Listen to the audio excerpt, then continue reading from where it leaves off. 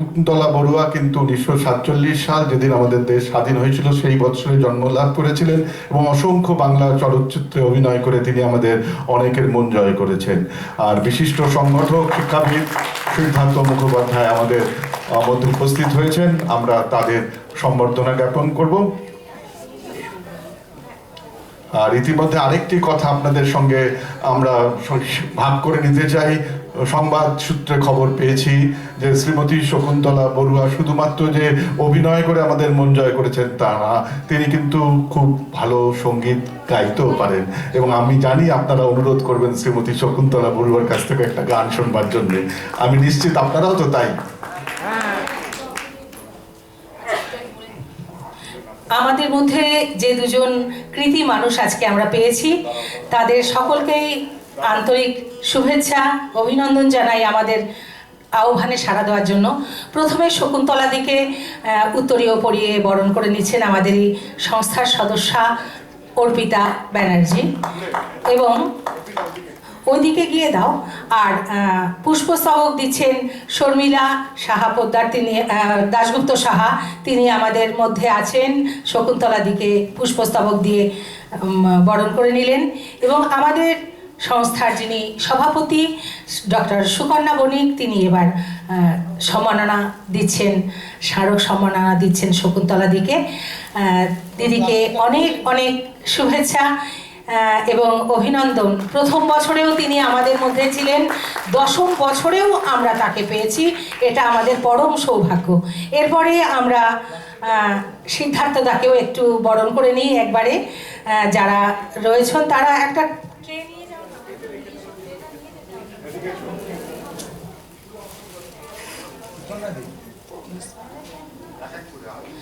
আচ্ছা, এবার একটু আমাদের আগে উত্তরীয় পড়ানো হবে। উত্তরীয় পড়াচ্ছেন আমাদের সংস্থার সদস্যা শ্রীমতী মধুছন্দা সরকার, আমাদের রবীন্দ্রভারতী সোসাইটির সাধারণ সম্পাদক এবং বিশিষ্ট একজন সংগঠক, দক্ষ সংগঠক সিদ্ধার্থ মুখোপাধ্যায়, আমরা বলি সাহেবদা, এবং তিনিও কিন্তু আমাদের সঙ্গে বহুদিন ধরে জড়িয়ে আগেও ছিলেন, আজকেও আছেন।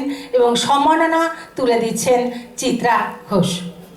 চিত্রা, হাতে তুলে দাও, হাতে তুলে দাও, তারপর ওটা নিয়ে নাও।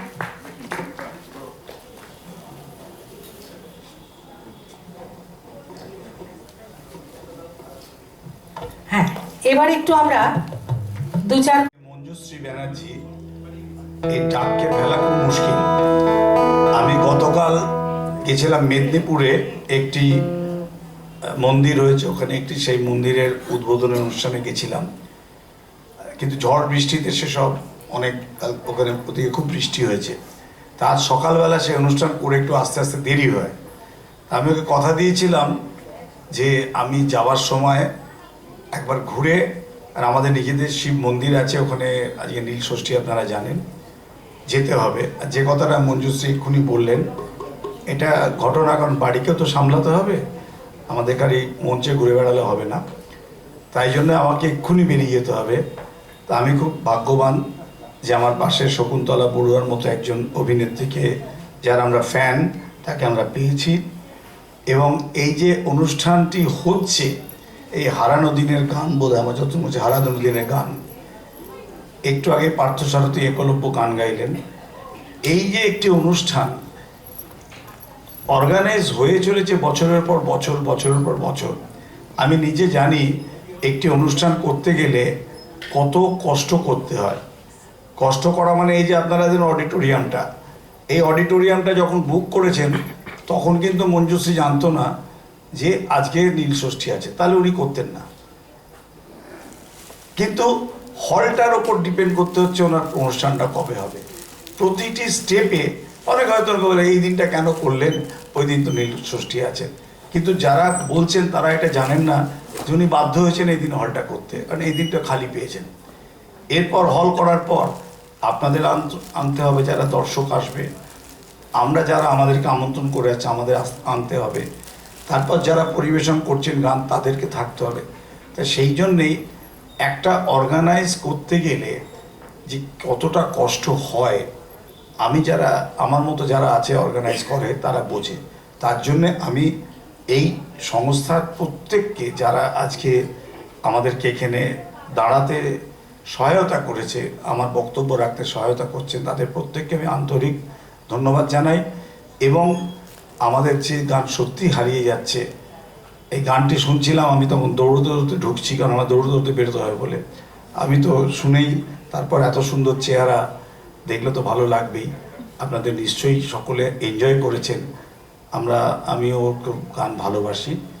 আপনাদের সকলকে আমি জোড়াসাঁকোতে রবীন্দ্র ভারতী সোসাইটিতে আমি আমন্ত্রণ জানিয়ে রাখছি। আমাদের যে সমস্ত অনুষ্ঠান হয়, আমাদের 4 দিন, এবারে 21, 22, 23, 24 4 দিন আমাদের ওখানে রবীন্দ্র জয়ন্তী হবে। আপনারা আসবেন। আমরা প্রত্যেককে ডাকি, ঠাকুর বাড়িতে ডাকি, রবীন্দ্রনাথকে নিয়ে ভাবতে বলি, এবং আপনাদের মধ্যে থেকে যদি কখনো আমাদের কোনো সাজেশন আসবে, আমরা নিশ্চয়ই সেটা মাথা পেতে নেব। আর এই সংস্থার পাশে থাকুন। আমি আর বেশি কথা বলবো না। আপনারা সবাই ভালো থাকুন। নতুন বর্ষ আপনাদের খুব ভালো কাটুক। নমস্কার। দেখি 21, 22, 23, 24 এপ্রিল মাসে, মে মাস। ভালোবাসা, এই কথা শুনেই বুঝতে পারছেন আমার গলার অবস্থা খুবই খারাপ। তাই সুরের একজন পূজারী আমি, এটা বলতেই পারি। বরং অভিনয়টাই আমার আচমকা হঠাৎ আসা জীবনে। সঙ্গীত নিয়েই সারা জীবন কাটিয়েছি, পড়াশোনা করেছি, সবটাই সঙ্গীত নিয়েই। কিন্তু ওই যে বললাম, কপাল না কাকে কোথায় টেনে নিয়ে যায় কেউ বলতে পারে না। করতে এসে যখন আমি, সেটাও গানের সূত্রেই, আপনারা আমার জীবনীতেই পড়েছেন সবাই, ভূপেন হাজারিকার সঙ্গে গান গাইতাম। তো ভূপেনদা আমাকে একদিন শুটিং দেখতে নিয়ে গেল। তুই কখনো শুটিং দেখেছিস? আনলাম না গো। তো বললো গান পিকচারাইজেশন আছে, আমি দম্পতি ছবিটা বোধহয়। তো আমি ডিরেক্টর, মিউজিক ডিরেক্টর, তুই যাবি? আমি বললাম হ্যাঁ যাবো। আর গান পিকচারাইজেশন শুনে আমার আরও বেশি ইন্টারেস্ট হলো, কারণ বাড়িতে আমি খুব মানে যাই দেখতাম সেটা আমি নকল করতাম। তার মানে ওটা আমার ছিল ভেতরে, সেটা আর তখন বোঝা যায়নি। তো গান পিকচারাইজেশন শুনে আমি আরও ইন্টারেস্টেড হলাম। গেলাম, ওখানে প্রচুর ডিরেক্টররা এসেছিলেন, প্রচুর। ওইখানেই আমি প্রথম অফার পেয়ে গেলাম। এই ডাকছে তুমি আমার ছবি করবে, এই বলছে তুমি আমার ছবি করবে। বাড়িতে বলা নেই, কওয়া নেই, কিচ্ছু নেই। আমি সবাইকে বলে হ্যাঁ হ্যাঁ হ্যাঁ, যে বলছে হ্যাঁ করবো, সবাইকে বলে টলে দিয়ে চলে আসা হলো। এইভাবেই আলটিমেটলি আমার ফিল্ম জগতে আসা, সে একটু বিরাট গল্প আর কি। সেই জন্য আজকে এই যে আর এখানে আসার একটা মূল জায়গা হচ্ছে চৈতি আমার খুব বন্ধু, মানে ফ্যামিলি ফ্রেন্ড আমাদের, যিনি সুপ্রীতি ঘোষের কন্যা, এই সংস্থার একজন অন্যতম সদস্য। তো চৈতির সাথে আমাদের এই গান নিয়ে জীবনকে, মাসিমার কাছেও বসে গান করতাম।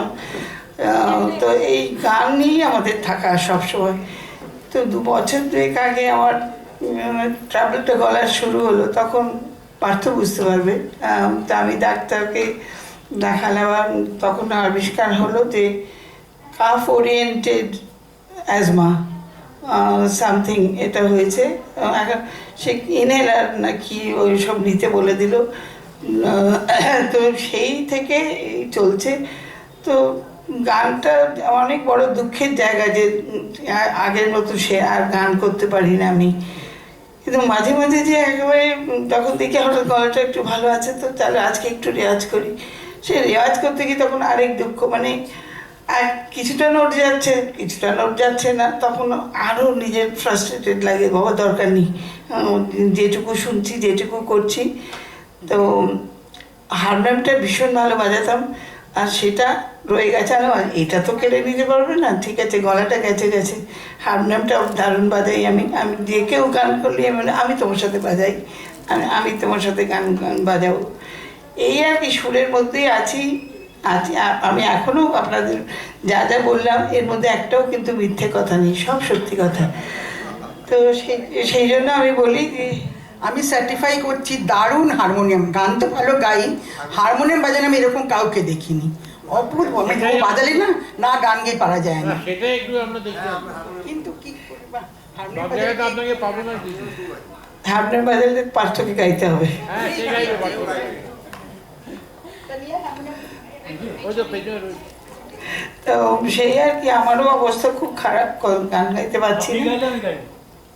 আমি গাইতে পারছি, তুমি তো আমার কথা শুনেই বুঝতে পারছো আমার গলার অবস্থা, দেখো কি অবস্থা। নালে কেউ গাও, আমি বাজিয়ে দিচ্ছি। এর আগে কবে একটা কোন জায়গায় গেলাম, সেখানে লাজবন্তী গাইছিল, তো সেখানে ওই গানের প্রোগ্রাম, গান তো গাইতে পারছি না, লাজবন্তীকে বললাম তুই গা, আমি হারমোনিয়াম বাজাচ্ছি বলে সেই বাজালাম। যখন হারমোনিয়াম, যারা মিউজিশিয়ানস ছিল তারা হাঁ করে তাকিয়েছে, আবার কিবোর্ড যে বাজাচ্ছিল সে এসে দেখছে যে সত্যি আমি বাজাচ্ছি কিনা। তুই পার্থ যদি না গায়, কেউ একজন আপনি বাজান।